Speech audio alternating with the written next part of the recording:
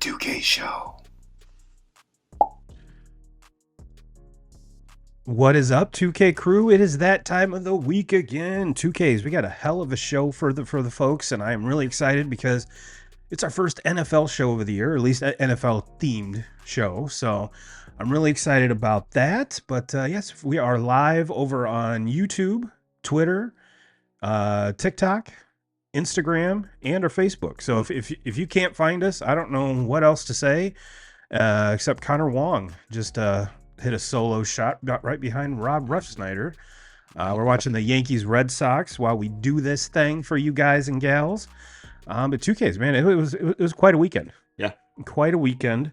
Lots of things to get into, lots of things to talk about. I got some big news planned, but like I said, we're gonna start with the news, go on to some of our reactions to some MLB trades, and then kind of do a little projecting to kind of see where some of the remaining pieces might fall. And while you're all here, we are going to get into our top 10 wide receiver quarterback combos. Now, didn't want to do like pass catchers, so we're bringing tight ends and stuff like that into it. So we're just sticking with the receivers. So 2Ks, I'm not gonna lie, when I was doing this was kind of tricky.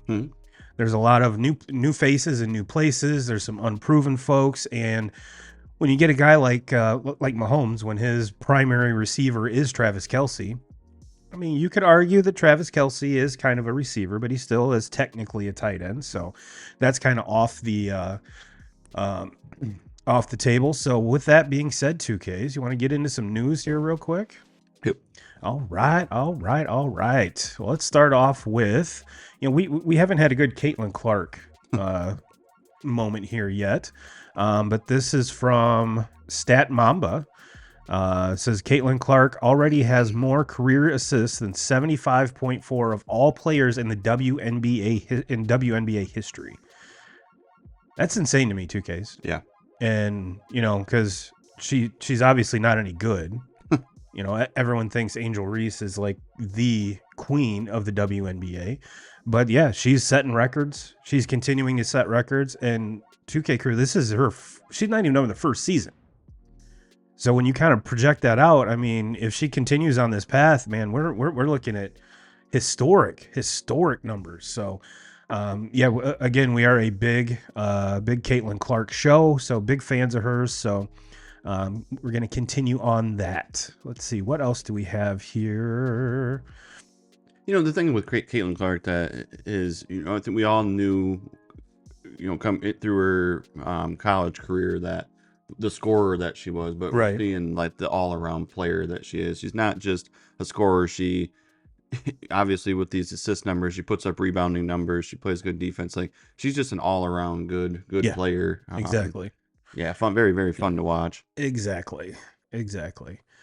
Well, 2Ks, did you know that there is are you aware of this tear that Bobby Witt Jr. is on? Yes. Ever since, he's the leader in wins above replacement for the season, which we're going to get into in a little bit. But yeah, he's hitting 344 since I think that's since the All-Star break. Yeah. So, sorry, they had a little. Yeah, I knew that he was hot, even though I don't watch very much Royals baseball. But when I do a lot of like betting two total bases on guys all the time, and majority of the time, even like your Aaron Judge, your Gunnar Henderson's, like when you bet them to get two total bases, a lot of times it's minus 105, minus 110. Right now with Bobby Witt, I was looking at it today, he was minus 240. So it was like, yeah, he must be on a tear right now. He's obviously seeing the ball well. He's pretty good. Let's see here. This one actually caught my eye, 2Ks. This is from the Woodward Sports Network. Hulkamania was at the Lions camp. I mean, yes. The Hulkster is making his rounds here. First, the Republican National Convention, and now at the Lions camp, Hulkamania running wild over in Detroit. I love it. Mm-hmm. I love it. I growing up was a huge Hulk fan, so to see him kind of doing his thing like that, I think that's really cool. think that's really cool. And kind of piggybacking off of that, I probably should have done this one prior to the Hulkster, but got a little excited. But this one's from Jeff Pass in 2Ks. Major League Baseball has a new leader in wins above replacement, and it's Bobby Witt Jr. American League MVP voting this year is going to be diabolical, meaning there's Judge, Gunnar Henderson, Bobby Witt Jr., and you could throw Juan Soto in there. That all about have the same kind of stats. So aside from the home run numbers that Judge is putting up, but I think we were not the only ones that were just like, all right, yeah, this is pretty much Judge running away with this MVP. But it's not that he's playing bad. It's not that he's not continuing to put up numbers. It's just everyone else is just doing it at an insane clip to catch him. Now, aside from injury and stuff like that, I really don't think we're gonna have to worry about someone else taking over the home run lead. Sure. But as far as everything else, I mean, I'm stoked. I am stoked. Let's see here. You would think I would actually put these in order, but I didn't. Do you want to get the Paul Skeens dick riding out of? It seems like that's what we do. We do that really well these days. Yeah, we do. This is from our good friend Jay Hay over at the Baseball is Dead podcast. Full list of pitchers with an ERA under 2 and at least 90 Ks through their first 12 career starts. Paul Skeens. A very elite list for sure. But yeah, I mean, we say it week in and week out. If you haven't seen this dude pitch, you need to. It is must-watch TV. He just continues to get better. He did suffer his first loss. Gave up 2 runs, and unfortunately, the Pirates couldn't plate a run. But yeah, I believe he pitched into the 9th. Still continued to dominate, but just gave up the two runs. So, which just further, he is human. He is human, but he's an elite human because the rest of us would have given up way more than 2 runs. And speaking of elite pitching here, 2Ks, Jeff Passan tweets that Dylan Cease has no hit the Washington Nationals, 114 pitch, 3 walk, 9 strikeout gem, in which his fastball hit 100 miles an hour in the 9th on his 110th pitch. On September 3rd of 2022, he gave up a hit with 2 outs in the 9th. Today, he throws the second no-hitter of the 2024 season, and I do believe the second no-hitter for the Padres total. I think Joe Musgrove did one last year, correct? Or 2 years ago. So yeah, that's obviously a really cool one there. I think that's all the news aside from let's talk some NFL contracts here, 2Ks. It's been a really, really good week this last week to be an NFL quarterback. This is a tweet from RG3. It says, "Thank God Tua Tagovailoa finally got paid. Although he earned the right to be the highest paid player ever, he took less and is the franchise quarterback Miami needed. Can't say enough about the job Mike McDaniel did rebuilding to his confidence. Gave him his aura back. Coaching matters." And there's another one here too. Where's that other one? I don't think I put it on here. But to kind of continue down that trend here, 2Ks, Jordan Love signed a big contract from Ian Rappaport here. It's a 4-year extension worth $220 million, making him the highest paid player in NFL history. Now, I say all that to say this because, where's it at? If we look at this, this is from Rich Eisen, and I'm kind of feeling his vibe on this one. Says the new top 8 annually paid quarterbacks in the NFL: Jordan Love at $55 million, Lawrence at $55 million, Burrow at $55 million, Tua $53.1, Goff $53, Herbert $52.5, Lamar $52, and Jalen Hurts at $51. Combined playoff record 16-17. Combined Super Bowls 3. Combined Super Bowl wins 0. Paying and hoping. Now, you and I were kind of talking about this kind of last night about if this is what these players are getting, the Chiefs have to be thinking they're the smartest team in the world, locking up Patrick Mahomes as early as they did, and we all kind of at the time were like, "There's no one worth $50 million a year." Mm-hmm. And now we're seeing players that aren't even proven. I mean, hell, Jordan Love played 10 good games last year, and gets the biggest bag in NFL history. So I think it's more, and my biggest question is how high is this going to go? Mm-hmm. Where is it? Where there has to be a top of this, and I think too, it's kind of the whole Michael Jordan wasn't the highest paid player on his team, let alone the highest paid player in the NBA, Mm-hmm. and we saw Tom Brady take. And they redid his contract numerous times to make room for their salary room for other players. So I guess it's really good to have a GM that knows what the hell they're doing and can actually, I'm not going to say support this, but kind of work around this, because you would think that in the end, where's the money going to come from for all the rest of the team? Mm-hmm. Yes, the quarterback is the most important position. I get that.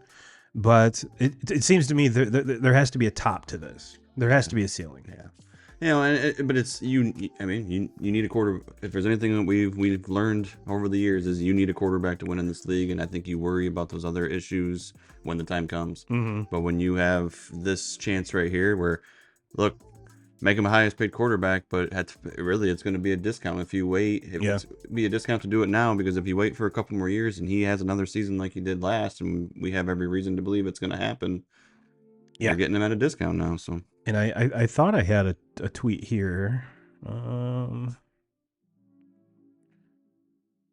It said that the quarterbacks of that class have already signed contracts over $1 billion combined, which is insane to think about, that there's that many quarterbacks that are having that much success, all from the same draft class, and just goes to show you where the state of the NFL is, with all of the streaming rights, all of the TV deals. Add on to that now with the emergence of sports betting, and I mean how we're seeing ESPN has their own book. Yeah. So is it just going to be a matter of time to where the NFL is just like, we're going to cut the middleman out, and we are going to run our betting, our own book for our own league, and none of the other, the DraftKings, the FanDuels won't have access to the NFL any longer? I think that's a very good possibility because of the influx of money that's brought. So just kind of an outside the box thought, but yeah, it definitely shows you where the state of the NFL is, for sure. Let's see here. Speaking of new contracts, Red Sox re-signed or extended Alex Cora for 3 years. There was a whole bunch of rumors leading into the season that he was not going to return. No matter how much money they paid him, it wasn't about the paycheck. It was just him, for lack of better terms, just getting out of there. Mm-hmm. Which Alex Cora, this is not me not being biased, but I honestly think he's one of the top 3 or 4 managers in baseball. He's proven, he's done it. He's won a World Series. And so it's kind of cool that, yes, they're bringing him back, but it's also kind of unique because this is the third kind of regime as far as, GMs are concerned, that have all brought him in. Started with Dombrowski, right, and then now the last 2. So it's like, all right, there must be something there. Yeah, no, I totally agree with you. I think there's an argument to be made that he is the best manager in baseball. I mean, just look at his resume, look what he's done, look what he's doing this season with the team that I think, not that they're bad, but I think they're way, way ahead of schedule. Yes. Very, very young, up and coming team, have really no business being in the ballpark with Baltimore or the Yankees that they're playing against here tonight, and a couple weeks outside of the All-Star break, and they find themselves right there in the thick of things where they're definitely the team that's playing the best baseball right now. We'll see how that goes here the next 2 months, see what they want to do here in the next couple days with the trade deadline. But, you got 2 teams in Baltimore and the Yankees that are kind of scuffling, and you have this Red Sox team that starting to play their best baseball of the season. Yeah, with the exception of going to Colorado and Yeah. getting blown out and giving up 20 runs, which was kind of, which granted it's Colorado. The ball is going to fly a little different. The pitchers' pitches aren't going to react the way that they normally do. So I get that, but yeah, that to be honest with you, that series right there, right coming out of the All-Star break, really taxed this bullpen, and it hasn't been the same. So I'm hoping tonight that Mr. Houck can eat up some innings for that bullpen and get them rested, and yeah, just kind of see where it goes from there. All right, well, 2Ks. Let's talk about some MLB trades. What do you say there? Start with the one. I mean, the obvious one. He's playing right now. This is a double tweet here. I got the top one's from Jonathan Papelbon, the bottom one's from Jeff Passan. Pap says at Yankees get Jazz Chisholm in a trade, 240 lifetime hitter with a 30% K rate. I bet him and Verdugo will be best friends. And then Passan says the New York Yankees are finalizing a deal to acquire outfielder Jazz Chisholm from the Miami Marlins. Sources tell ESPN. Now, what Pap is referring to there is there's not. He tends to be not the highest character type of player, and is it what this Yankee team needs to kind of move forward in the season? I think he fills a hole, and judging from what they were saying pregame here, they're actually going to give him some run at third base, which, as you remember, he came up as a shortstop, so that's not out of the realm of possibility for him to play there. But there's definite rumors that the Yankees aren't done yet with this trade deadline rapidly approaching on Tuesday. So, and I absolutely believe them, because if they think this roster right here, they're just going to roll out and be favorites to win the World Series, I think you're asinine.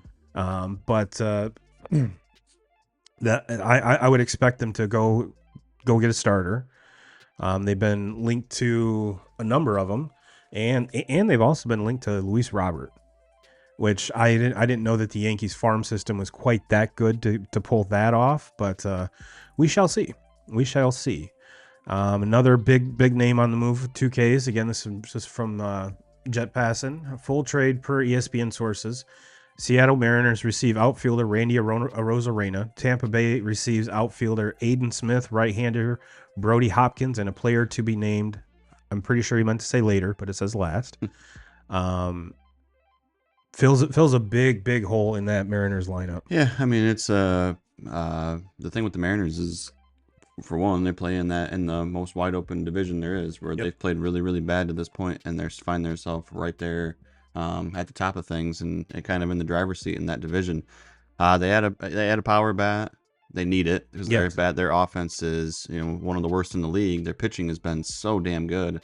I expect this to be a team that they got to do more. This is a step in the right direction. Get you a power bat.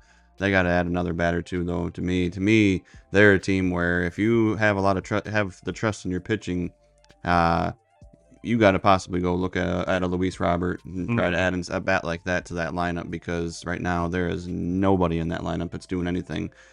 No, honestly, if it wasn't for the horrible season of the White Sox, that Mariners team offensively would be dead last in every single category. And to say that, where it's pretty much the White Sox obviously mailed it in. I mean, they're just going through the motions at this point. That team is terrible. They were done before the season even started. Yes. They knew that this was what they were going to be doing come deadline time. Yes, and so to have that, where your team's actually trying, if you're the Mariners, and you're just a little bit above where a team that isn't trying is kind of ridiculous at this point. But like you said, it is something that hopefully, because that pitching staff is too elite to miss the playoffs, and once you do get into the playoffs, would be a scary team to face, even in a 5-game series, let alone a 3. So hopefully they can get that turned around. Let's see here. Paredes from Tampa got moved today to the Cubs, which I thought was rather weird. Yep. Judge almost hit a home run. Yeah, it was a kind of a weird trade. You have two teams that I would think were sellers. Yeah. Both of them. Tampa already basically showed that they're sellers because of some of the other deals that they've pulled this week, and then you kind of do to me it's a very even trade. Yeah. You have a power hitting Paredes, who's been pretty good this year. His average has climbed up a little bit from what it has been over the years. He's hit some home runs. And then, Morale from the Cubs goes to Tampa. Morale, kind of the opposite. He's kind of that similar bat to what they just got rid of with Arozarena, where power has the power to hit, 25, 30 home runs, going to strike out a lot, and going to bat somewhere in the 220 to 240 range. And it's like they got rid of one and grabbed another one like that. So it was just kind of a weird trade to me. Obviously the Cubs maybe there's something with the Cubs and Paredes just because he was drafted by them or not drafted, signed by them. Early like 16, 17 years old before he was traded to the Tigers. Maybe there's something in the system where they really like him, and that's why they wanted to make this move. I don't know. This was just kind of a head scratcher to me because it's two teams that I have no chance. Then you would think would both be selling, looking for prospects, and instead they're making moves for, players that have been in the league for 3 or 4 years. And the Red Sox made a move for Paxton, so they get him back, and the Jensen kid, who's actually playing tonight, from Toronto. So things are starting to heat up. Mm-hmm. Things are starting to heat up. I have a feeling that tomorrow and Tuesday, this isn't going to be the last, the last little, buzzer going off on your phone for a trade. I don't think there's been a lot of feelers. These are kind of just feeler trades, kind of seeing where teams are at and what. I don't think there's going to be, off the wall trades where, we're giving up top end prospects for, great players. I don't think that Tariq Skubal is going to be moved. No. I don't think that we're going to see stuff like that. But I think Jack Flaherty will. Yeah. Oh, absolutely. He's been linked to Houston. They have to. Tigers have to move him. I did see that the Tigers traded Carson Kelly, backup catcher today. They got 2, prospects out of that. I don't know anything about what they got.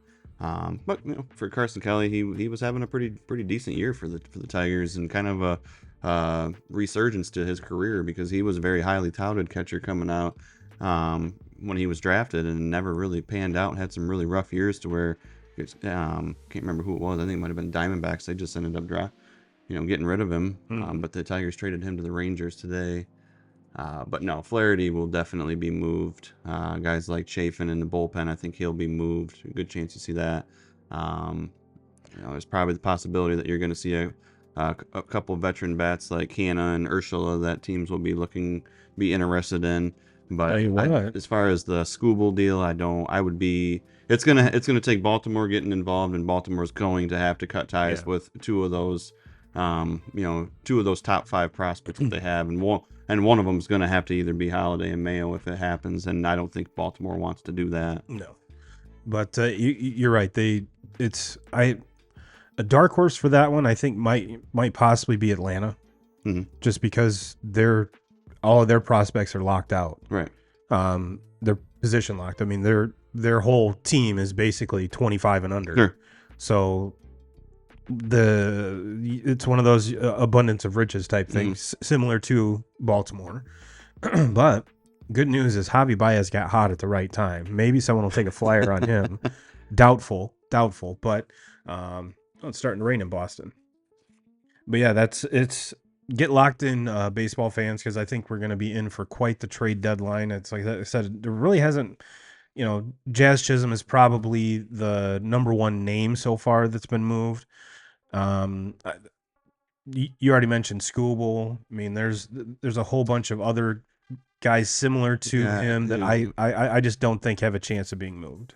Yeah. The Crochet deal is interesting with the White Sox. He's kind of, it's the news surfaced on that to where he wants a contract negotiated, or if to any team that makes that trade happen, which I see his point on that. He's coming back from injury. He's got to look at his own career and longevity, and get, he wants to make sure that he's going to get his money that he deserves. So Do I think he gets moved? Yes, just because it's the White Sox, and I think that they're selling out on basically everybody that Yeah. anybody wants to give up something for. The White Sox are going to be all in on it. But yeah, but it seems like this happens every year. You know, you have your big ones that you talk about. This year, it's been the Scooble, it's been the Crocheted. You know, but there's always that surprise. There's always that surprise team that's willing to kind of get into it, and there's always, you know, some player that nobody really is talking about, and all of a sudden the team decides they're going to be sellers. Yep. And sell out on. I guess one of the things that I'm really watching for is I'm really watching this Texas team. Yeah. You know, they win the World Series last year. I personally think they got to sell. Like, there are a lot of aging players in that roster, and they have to see that they're not. I just think that they were a team last year that really honestly got hot at the right time. They made some great deals at the deadline as far as bolstering that staff. They pitched the ball great in the offseason. They got a couple of bats that got extremely hot, and they went on to win it. But I think this year they have to. I don't think they're built to withstand the success that they had last year. I think they have to sell on this. So that's kind of the team that I'm the most curious to watch here in the next couple of days to see how it shakes out. And I would not be offended as a Red Sox fan to bring Eovaldi back. I think that'd be a great move. Mm-hmm. So yeah, get on that. Get on that. So 2Ks, the moment I think all of our viewers and listeners have been waiting for. Let's rank our top 10 wide receiver quarterback combos. You want to do just 10, 10, 9, 9? You want to do it that way? Yep. All right. Well, who is, and again, the requirements for this list is you have to be a wide receiver and obviously a quarterback, but no other pass catchers, just wide receivers. Who is number 10 on 2K's 2024 top 10 quarterback wide receiver combos? I'm starting off with the homer and me. Rookie. We haven't seen this combination yet, but I'm going with a rookie quarterback. I'm going JJ McCarthy. And the only reason why I have him on this list is because he gets to throw to the best wide receiver in the NFL. And I'm going JJ McCarthy. Don't know if he'll be the starter right off the bat, but I think he will be the quarterback that starts the most games for the Vikings when the season plays out. But I don't know how you can make this list. And even though these guys have never played together, how can you make this list without the best wide receiver in the NFL on it? So yeah, I do not have them on my list. And I do have a note here that says no Justin Jefferson because JJ hasn't been named the starter. Now, if he was named the starter, that would put all of my all the questions I have aside, and they would have time to build up the stats that you would need to make this list. And yeah, I definitely don't trust Sam Darnold. Yeah.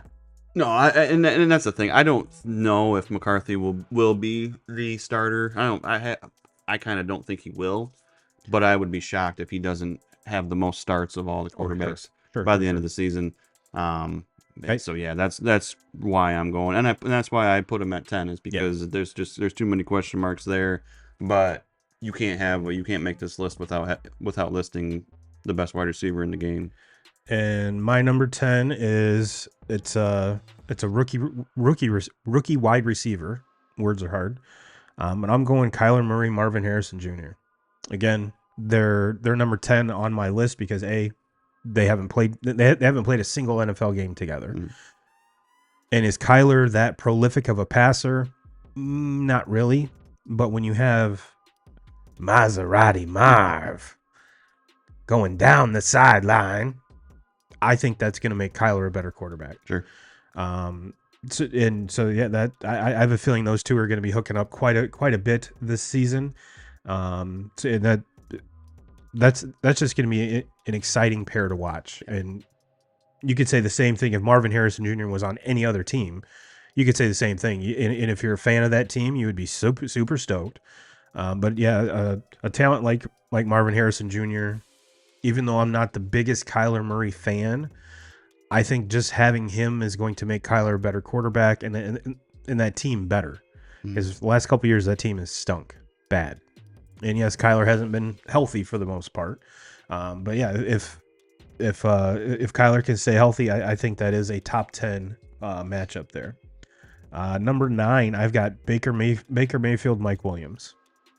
Kind of the tested Mike Williams, the steady Eddie, 1,000 yards, 100 catches every single year. You can just pencil it right in. And now that Baker's, extended there, I mean, he's there for a while. That I think that that relationship just continues. So they're my number 9. Yeah. How about you? I'm going with right there with you at number 9. I have the same exact team on my list. Yeah, there's a lot of criticism that's come out of my mouth Hand about up, Baker right here. Mayfield, Yep. and I sat here and put my foot in my mouth last year at the end of the season and talking about Baker Mayfield and the season that he had and how good of it. And the team in the playoff made it to the playoffs last year and ran into one of the hottest teams in the NFL in the Lions. Yep. And I would have, if somebody would have told me that they were going to be a playoff team with Baker Mayfield as the quarterback last year, I'd have said fucking There's nuts. no way. And There's then no way. when it comes to Mike Evans, guy just puts up 1,000-yard seasons over and over again, scores touchdowns I did say Mike over Williams, and I over meant again. Mike Just Evans, yeah. a walking mismatch. So I gotta go there, Baker Mayfield and Mike Williams. Who you got at number 8, 2Ks? Number 8, I'm going with your number 10 team on that one. Kyler Murray. Last year, not much to really take off of that season, coming back off the injury. But the best thing happened to him this offseason. He got the best player in the draft and slid to number 4 because of other teams going for quarterbacks. And Marvin Harrison Jr. shows up there. I know these two haven't played together, but look, Kyler Murray did this shit with DeAndre Hopkins for a couple of years, where DeAndre Hopkins was top 2-3 fantasy receiver. Kyler Murray was top 3-4, top 5 fantasy quarterback with the numbers he was putting up. I think Marvin Harrison Jr. is right there at that level of what DeAndre Hopkins is, and with the size that Marvin Harrison Jr. has, and just he hasn't proven it. We haven't seen it yet, but to me, his ceiling is even beyond what DeAndre Hopkins, what we ever would see out of him, and that's a Hall of Fame wide receiver that we're talking about. So yeah. I like I said, I've never been the biggest Kyler fan, but I'm actually excited to watch them play. My number 8, I'm going Brock Purdy, Brandon Ayuk. Brock isn't sexy, he just gets it done, and I think with Ayuk, I think this is going to be a prove it year. He threatened to sit out, and I think he's back, and who knows where the contract is with that. But I think that yes, you could make the argument here, 2Ks, that Debo is more vital to that offense, because we saw last year when he went out, that offense kind of sputtered. But I think as far as pure wide receiver talent, I'm taking Ayuk over Debo. Now, I would much rather have Debo on my team, because like I said, vibes, and he just his versatility. Catching, taking handoffs in the backfield, let alone catching balls out of the backfield, and running every single route that a receiver can run. His value to the team, I think, is higher, but when we're talking about just pass catchers, I think Brandon Ayuk is a top 10 wide receiver when it's all said and done. But like I said, Brock doesn't get nearly as much love as I think he should, so that's why he's number 9 on my list. But you're going to see the next 7 are just electric. So I had to put him in here. He had to make my list. Yeah. Who do you got number 7? Number 7.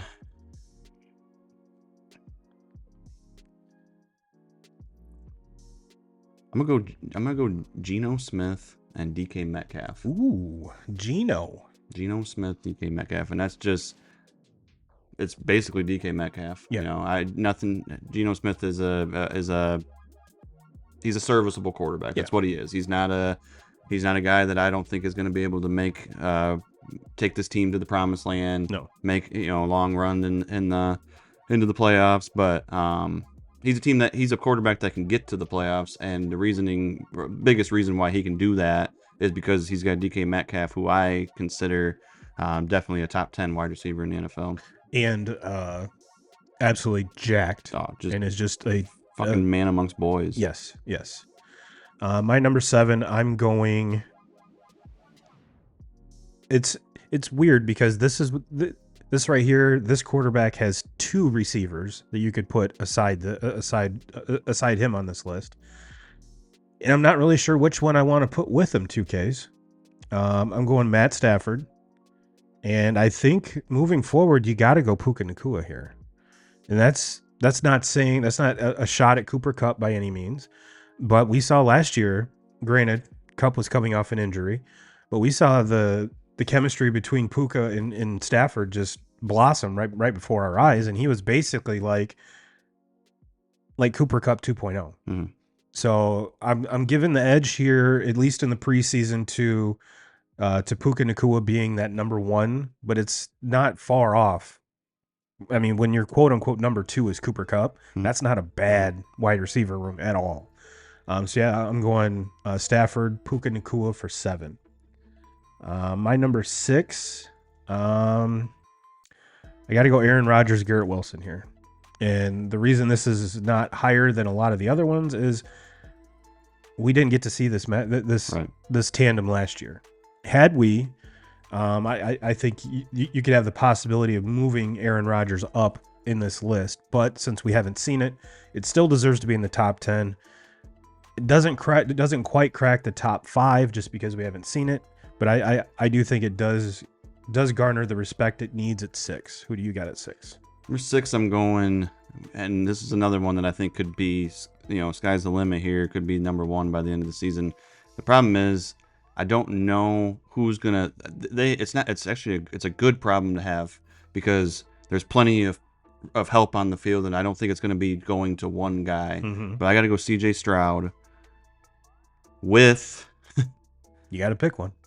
I'm going to pick Nico Collins because I thought that, what they did last year, the success that they had, I'm going Nico Collins with this. I know that they add Stephon Diggs to the equation. That just makes it even better. Tank Dell going to be coming off of an injury. You can make a case that maybe CJ Stroud and Tank Dell were even better together before, better than Nico Collins before the injury. Mm-hmm. But what him and Nico Collins figured out in that last quarter of the regular season, then into the playoff game, and that's the thing. That's where I'm saying this.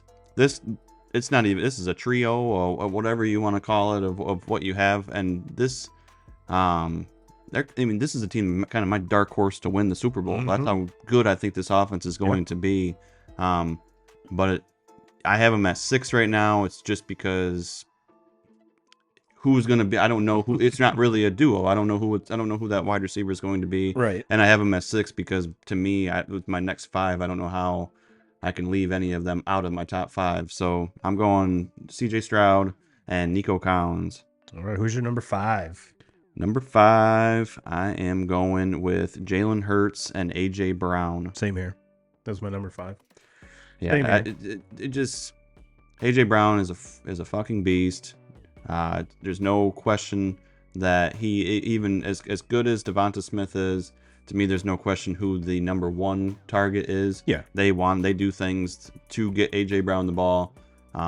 Which you should. Yeah, and I mean, they do a lot of things just to get him the ball, and kind of similar to what San Francisco, not as much, but similar to what San Francisco does with Debo, get him the ball and just let him do something with it. Yep. When you have somebody that is just that big, physical, just a walking mismatch, to me, I don't give a shit how easy, dumb it looks. Get him the ball and let them do what they do. Yeah, it's a wide receiver room very similar to Seattle, like you mentioned. Mm-hmm. Whereas Devonta Smith plays that Tyler Lockett kind of role. Do both of them get their share of balls? Yeah. Mm-hmm. But your main threat is the big guy. In this case, A.J. Brown, where it's DK Metcalf over in Seattle. Physically both very similar. I mean, they're just giants among men. But yeah, I could not agree more. And just the fact that, even going back to last year, A.J. Brown was on pace to break records and everything else, hadn't he got hurt and dinged up a little bit. So very excited to watch them. But number 4, 2Ks. Number 4. And this is where it kind of gets into that. Could you possibly, if the rules allowed, would this quarterback's number 1 receiver be a tight end? Or could it develop into that number 1 receiver? and I'm going Jared Goff and Amon-Ra St. Brown. And I say that because Laporta is just a stud. And do I think it's there yet to where he's taken that quote unquote number one spot? No. No, that I mean, when it comes down to it, when they need a third down conversion, they're going St. Brown. And if you watched Receiver on Netflix, that dude, I mean, just the work. And he got paid, and I don't think that's going to slow him down at all. So I like Jared Goff and St. Brown at number 4. Who do you got? Number 4, I'm going Dak Prescott, CeeDee Lamb. I think CeeDee Lamb could make a very good case that to be the number 1 wide receiver in the NFL. I think I have him at number 2 in the NFL right now. If I was doing my personal rankings on that, I have him at 4 because I simply don't have a whole lot of faith or trust in Dak Prescott. Yeah, that right there is why I didn't even put him on my list. Yeah, it's they put up huge numbers together. I mean, CD gets his numbers about every single game, and you really can't say this about him not getting his numbers even against good opponents. But Dak Prescott is good for 2, 3, 4 interceptions every single time that they play a game against a team that is to their level. Yeah. They'll play against the fucking Giants and teams that shitty all day long and put up 40 some points and not turn the ball over at all. But as soon as they got to play against a San Francisco, as soon as they got to go play against a playoff caliber team, they're dog shit. And to kind of build your case for CeeDee Lamb, like the last 3 quarters of last season is when he kind of emerged as that number 1 receiver that they needed. Prior to that, he's always been good, but I wouldn't put him in that elite category. And now with kind of his quote unquote breakout season last year, I think he's ready to get into more people's top 5s. So yeah. And again, what's the status with Dak? He's on the outside looking in with all of this money getting thrown to quarterbacks. How is that? Me personally, I don't think he's going to let a contract come in the way of his performance. He just doesn't seem like that type of a player, but we shall see. Number 3, I've got one of your picks so far. I'm going CJ Stroud, Nico Collins. I think with the healthy Tank Dell, and now, like you said, the addition of Stephon Diggs, it's going to open this kid up even more because you can't double team all 3 of them. You just can't. So, and I think as good as Stroud was last year, I think he does better this year. I think he has better numbers this year. And I'm right there with you as far as this Texans team not only winning the AFC South, but making some noise in the playoffs again. And granted, the AFC still goes through Kansas City, whether they're playing in Kansas City or not, like they proved last year. But yeah, the Chiefs, the Chiefs are the Chiefs. Patrick Mahomes is Patrick Mahomes, and and speaking of that, neither one of us have even talked about Patrick Mahomes and his receivers.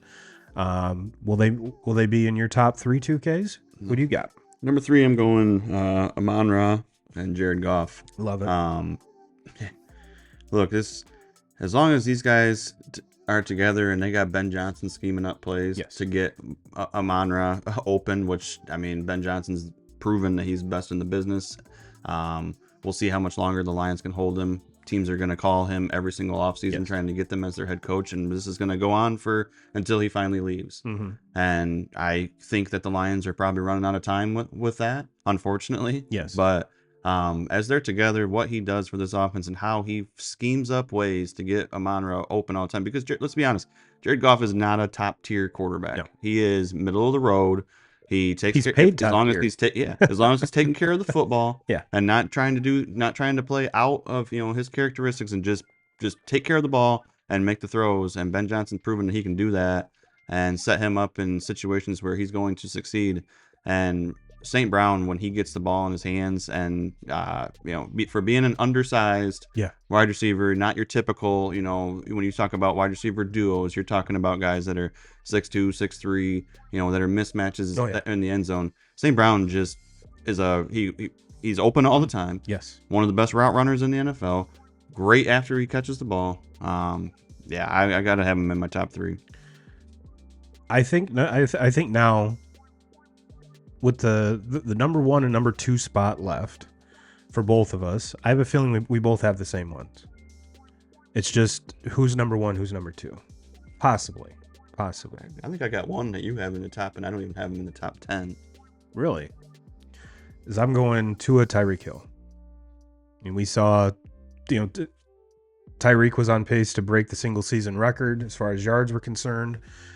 And it was the first time we actually saw Tua healthy for the entire season. And when you got Waddle on the other side, that offense is just, with Mike McDaniel, I mean, he does an amazing job. Stats wise, it tells me you have to put Tyreek at number 2. Listen, I'm right there with you as far as Tyreek Hill and his ability of what he can do as a wide receiver. I don't give a fuck what anybody says, and I will sit here and say this all day long.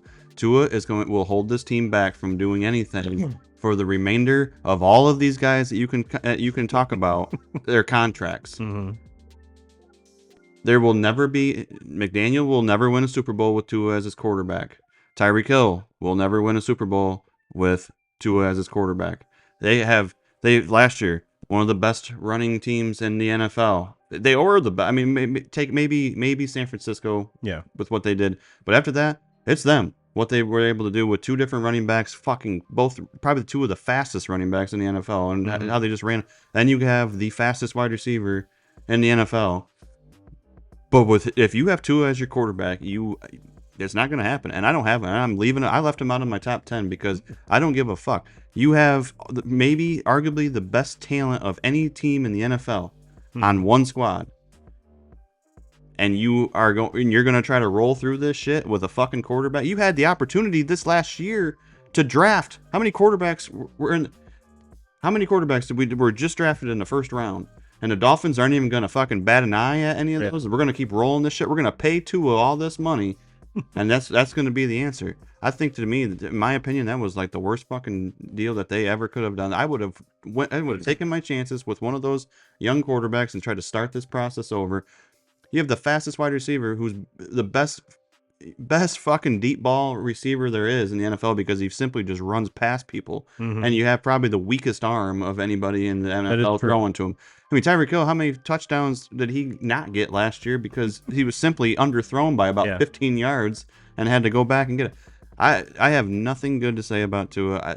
I think he will.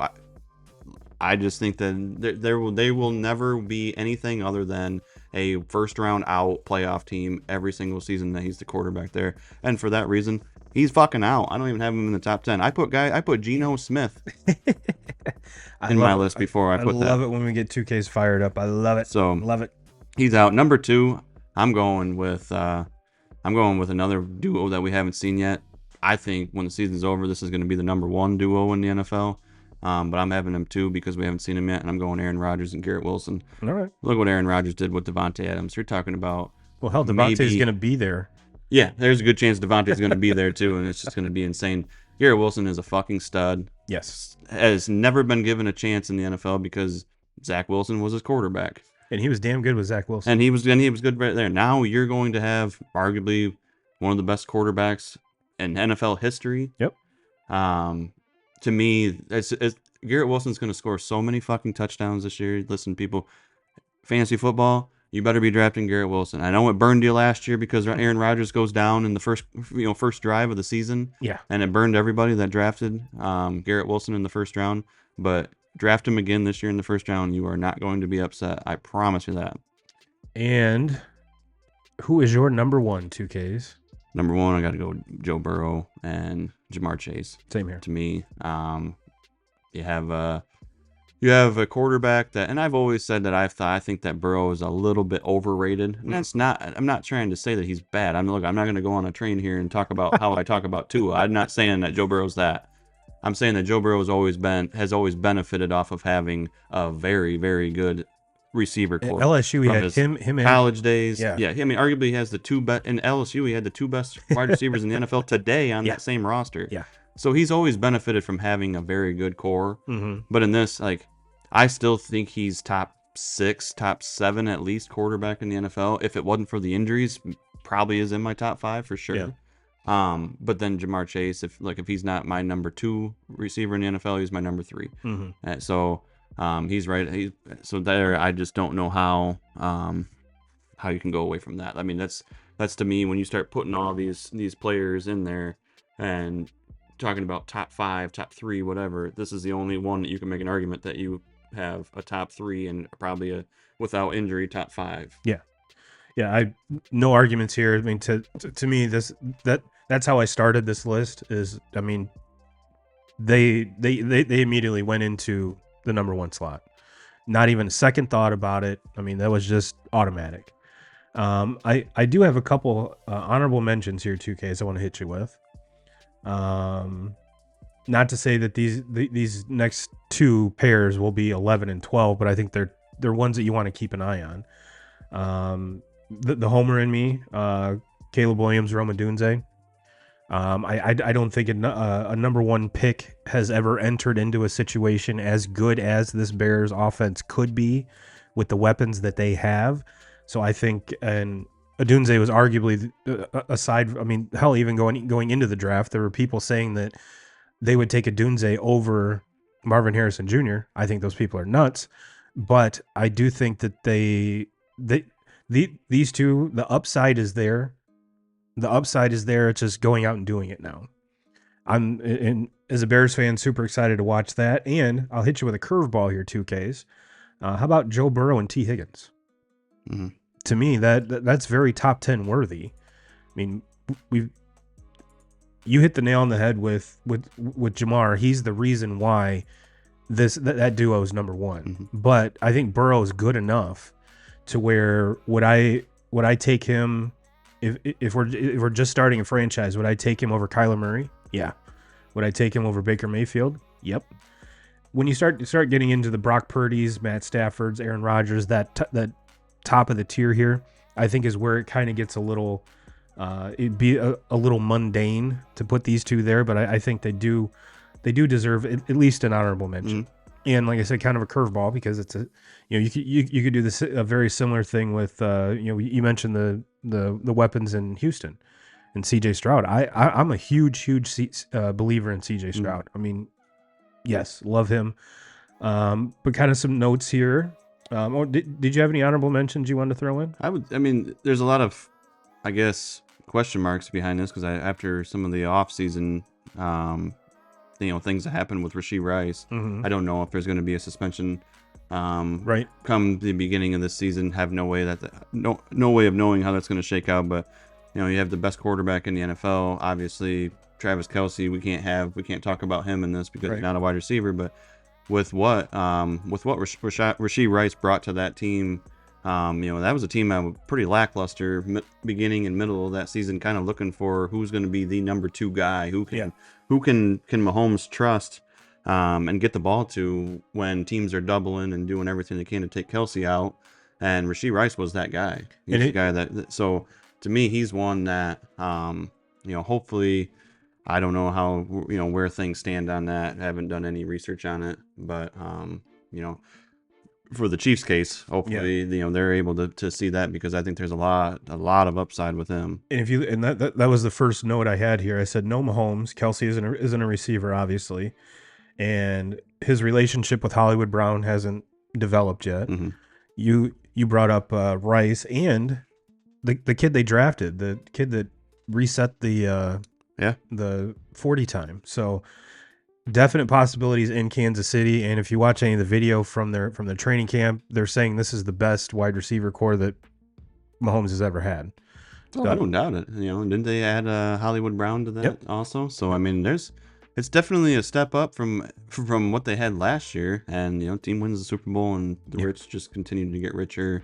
And you just keep on bringing in these freak athletes, more and more speed for Mahomes, and he just proves over and over again that it really doesn't matter who's there, and as long as you got Andy Reid drawing up plays, and just put anybody out there, and as long as they're really, really fast, Mahomes is gonna get you the ball and make things happen. And unlike Tua, he doesn't underthrow really fast receivers.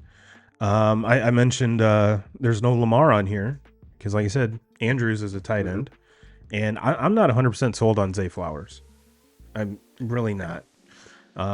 Again, year 2 in that offense. It's just what are you going to get out of him? You know, Zay Flowers was huge numbers, and then 2 or 3 weeks where he just disappeared, and then have a game, and you give him 2 or 3 weeks, and then you can't trust him in fantasy, so you don't put him in your lineup, and that's just in time for him to have a game where he catches 8 passes for 160 yards and scores 2 touchdowns.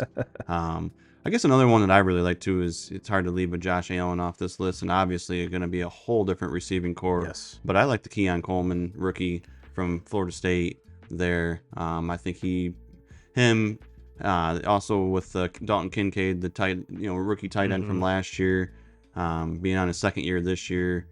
I think that's a team that a lot of people are not really talking about ever since Diggs goes away. I think Diggs kind of had wore out his welcome there in Buffalo. Kind of was becoming more of a distraction. Look, very very good wide receiver. He did the same thing in Minnesota. Yeah. So Josh Allen, who is the guy, very safe to say he is a top 5 quarterback in the NFL. And like I think Coleman was that receiver in the draft that everybody fell in love with the top 3. Wasn't he the kid that he asked how to sign his contract? Yeah. He's like, well, you sign your name. He's like, oh, like my autograph? So he's definitely won the offseason as far as sound bites go. and yeah, I mean, Josh Allen is a huge name that didn't make either of our lists or the honorable mentions. I left off Jordan Love because he doesn't have that one elite receiver. Guy. Yeah. Same with Justin Herbert. One that kind of was sniffing around that honorable mention is Jaden Daniels and Terry McLaurin. Mm-hmm. Scary Terry is scary for a reason, and he's done it with Sam Howell and a whole bunch of other jackoffs. Mm-hmm. Now is Jaden Daniels the real deal? Mm-hmm. That's why he didn't make the list. Right. But I have a feeling that's one if you keep an eye on with the potential there, could come closer to cracking the top 10. And we already talked about why I left Justin Jefferson off. So yeah, if you think about it, 2Ks, my list didn't have the number 1 receiver or the number 1 quarterback, just because of the situations, at least in my opinion. And these are, I mean, if you look at it, I think all of these guys, if you did draft them as far as receiver quarterbacks in your fantasy league, I think you'd be doing just fine with just any of the guys that we just talked about. In, like I said, no Mahomes on either of our lists. And I have a feeling with that guy though, 2Ks, he's going to find a way to make one of those receivers crack those top 10 by the end of the season. Well, cool, man. That was a great list. Great list. I think we kind of touched base on everyone that didn't make our list. So let's see here. Do you have anything else to clean up here? I don't think so. Anything else, 2Ks, that we might have missed? No. All right. Well, I think this is show 8 or 9 where we continue to dick ride Paul Skeens. So I will. The one thing this show is missing, 2Ks, is we haven't had we didn't have our Nolan Ryan nugget of the week, which I didn't really find any cool ones. So all was a really old picture of him, and I didn't think that was podcast material. So. All right, well, 2K crew, we'll get you out of here on that. Everyone, continue to like and share our stuff. If you're on YouTube, make sure to hit the like button, the bell, and give us a sub so you'll get notified every time we go live. TikTok, we love you guys and gals as well. Everyone on Twitter and Facebook, and our the lone soldiers out there that are listening to the audio version of this. You guys are the real MVPs. Keep downloading, and we will keep coming back. We will see you all next week. And as always, Jim Rome, we're coming for you.